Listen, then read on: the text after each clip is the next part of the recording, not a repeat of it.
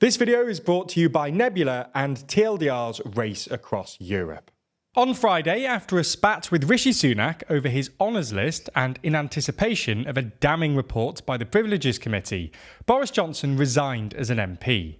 Sunak might have hoped that this would mark the end of Johnson, but Johnson has made it clear that he's not going down without a fight, and it looks like the Conservative Party's long-running psychodrama is being renewed for another season. So in this video, we're going to take a look at everything: Johnson's resignation, his political suicide pact with pro-Johnson MPs, and what might happen next.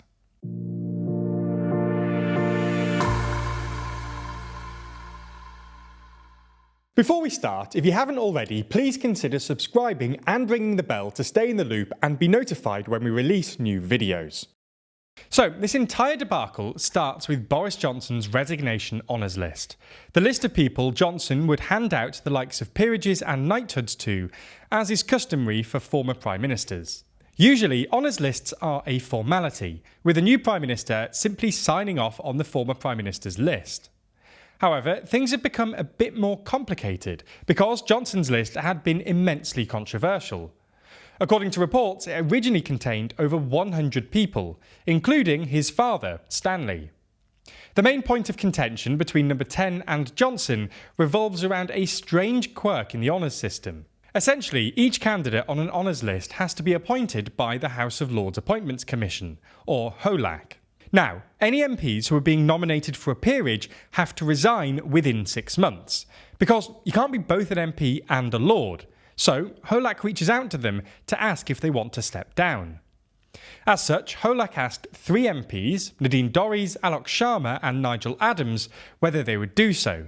None of them signalled they would, presumably because they didn't want to cause by-elections right now, as the Tories are so far behind in the polls, and subsequently, HOLAC removed their names from the list. Arguably, this is a kindness to Sunak, as if Dorries et al. Did resign, it's likely that Sunak would suffer humiliating by-election defeats. It's here that the major misunderstanding seems to have occurred. These MPs apparently assumed that they would be reappointed as peers by Sunak later, as a sort of quid pro quo. But number 10 stressed that it would be up to the MPs themselves as to whether to hold off and avoid a by-election, and that Sunak would simply sign off on the list put before him by the House of Lords Appointments Commission. This didn't go down well with Johnson's original peerage candidates, like Nigel Adams and Nadine Dorries, who subsequently resigned. Unfortunately for the former Prime Minister, his Friday wasn't over just yet. Over the last few months, the Privileges Committee has been investigating the former Prime Minister about his role in the Partygate scandal. The committee has finished its investigation and decided to give the former Prime Minister the full report in advance. While we haven't yet seen the report, it's understood that it claims that Johnson misled the House of Commons when he said he didn't know about lockdown-breaking parties. It's also suggested that he further committed contempt of Parliament for making inaccurate statements to the committee. Therefore, it's understood the committee recommended a suspension of more than 10 sitting days, with some outlets suggesting that this could be as high as 20 days. This is significant, as this means that, if the suspension was approved by a vote in the House of Commons, Johnson could have been subject to a recall petition and then a by-election, which current polling suggests he would lose. On receiving the report, Johnson promptly resigned, presumably to avoid the embarrassment of losing a by-election. In his resignation letter, he denied ever lying to Parliament, claimed he'd been set up by a, quote, kangaroo court, and criticised Sunak for failing to implement his 2019 manifesto and falling behind in the polls, strongly implying that he planned to return to politics when possible. So what happens next?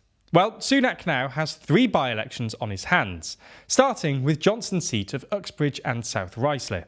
Even before Johnson's resignation, the seat was a major target for Labour as a London seat, with a slim majority of just 7,210.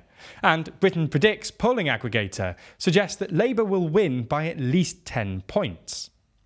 Nadine Dorries' seat of Mid-Bedfordshire should be safer for the Conservatives. Polling suggests they'll win by 5 points, but that could change if Labour and Liberal Democrat voters vote tactically, as they have done in previous by-elections. Similarly, Nigel Adams' seat of Selby and Ainsty should be safe. But if Sunak loses either, he'll be subject to immense political pressure. So what will Johnson do now, given he clearly plans on returning to, if not Parliament, then politics? Well, as we see it, there are three options.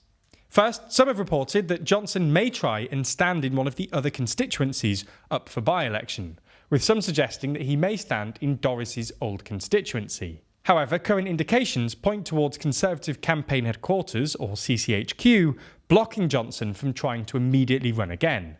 Second, he could try and set up a rival party to directly challenge the government and Sunak. The viability of a Johnson-centric party would depend on how many MPs he could convince over from the Conservatives. And while he clearly has some loyal fans, it looks like the vast majority of Tory MPs are tired of his shtick. If it did work, however, it would be truly catastrophic for everyone involved, as it would split the right of centre vote. But Johnson clearly cares more about his own brand than the electoral fortunes of the Tory party. The third, and perhaps most likely option, is that Johnson remains outside of Parliament for the foreseeable and causes problems for Sunak. Perhaps the new owners of The Telegraph snap him up as a regular columnist. Perhaps he follows his political allies to Talk TV or GB News. As someone light on detail and big on bravado, Johnson is better suited to opposition than government. And with Starmer on track to win the next election, Johnson could spend the next year on the sidelines, criticising Sunak and waiting for his chance to pounce. Sunak can't stop him either. He's no longer an MP, and his honours list is finalised. Which means that Sunak doesn't have the carrot of patronage nor the stick of punishments. So, in summary, this is bad news for Sunak. He may have made it through Johnson's honours list, but he now suffers the very real probability of by-election defeats in the near future, all while losing any control he previously had over Johnson. The Prime Minister was already in a tricky spot, with polling suggesting that the Tories are in for a terrible election next year. And this saga simply adds to his already long list of woes. This week we brought back our podcast, and our very first episode actually is all about this topic. So if you want to know more, then make sure you give that a listen. The link is in the description below. There's also some other huge news, by the way. We've just launched our new series, TLDR's Race Across Europe. Take a look. To celebrate the 10,000th order from the TLDR merch store, we committed to hand-delivering orders to a bunch of real TLDR fans. So, we split into 3 teams, assigned points to each delivery location on the map, and let teams try to score as many points as they could in just 30 hours. The problem? Well, only one team is allowed to make each delivery, and any team which doesn't make it to the location of the 10,000th order by the end of the game is disqualified.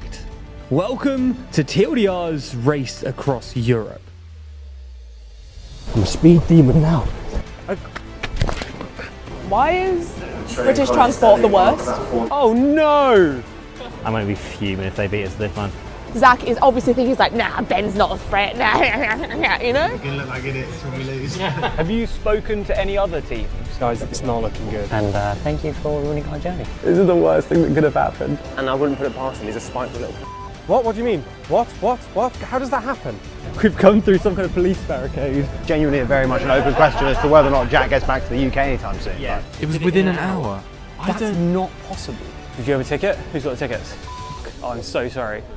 Now, you can watch the first episode on the TLDR EU channel right now. But we're also releasing every subsequent episode a week early on Nebula.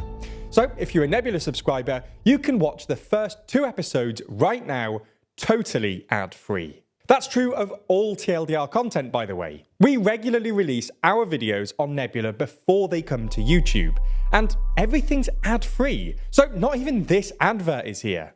It's not just the race either. Every week, TLDR produces well over an hour's worth of content, which is exclusively for Nebula.